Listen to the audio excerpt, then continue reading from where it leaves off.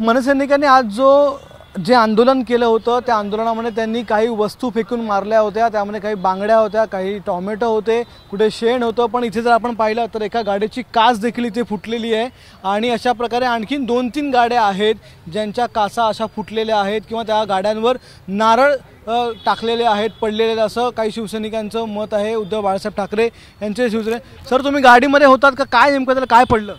कोणीतरी नारळ फेकून मारला होता गाडीवरती। कधी झालं, कुठे आणि गाडी चालू होती का काय?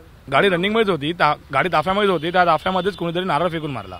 कोणतरी एक लहान पोरगा होता, 21-22 वर्षाचा होता, ज्यांनी एक नारळ फेकून मारला। फक्त लागलं का किंवा काय? नाही, थोडंसं हा गाडी चालवत होता, थोडंसं ह्याला तो जे सगळ्या काचा वगैरे त्याच्या अंगावरती उडल्या, नारळ त्याच्या अंगावरती गेला। लागलं वगैरे काय जास्त नाही, पण नुकसान झालं।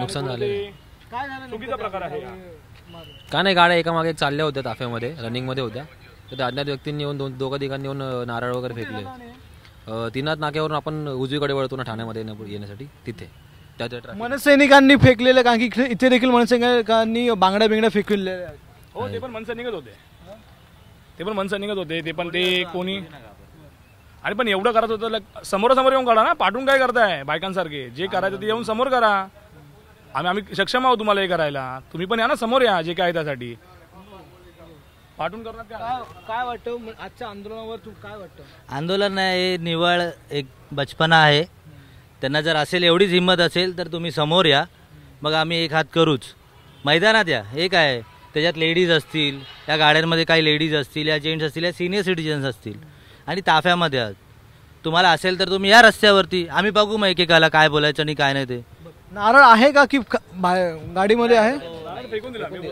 तर आपण पाहताय ही काच जी आहे ती काच तोडलेली आहे, फोडलेली आहे आणि गाडीमध्ये जे बसलेले होते शिवसैनिक त्यांचं असं मत आहे की नारळ फेकलेलं आहे। मागे देखील 1-2 अशाच गाड्या आहेत ज्यांच्यावर नारळ फेकून मारलेले आहे, जे सोललेले नारळ आहेत आणि ते मुद्दाम फेकून मारले, मनसैनिकांनी मारले असा आरोप आहे। त्याच्यानंतर ज्यावेळी गडकरीकडे आंदोलन झालं त्यावेळी देखील इथे बांगड्या फेकून मारल्या होत्या, टोमॅटो फेकलेले होते। त्यामुळे एकूणच हे आंदोलन अतिशय तीव्र होतं, हिंसक आंदोलन होतं आणि आता पोलीस त्यावर कारवाई करतात। सगळ्या मनसैनिकांना त्यांनी ताब्यात घेतलेलं आहे।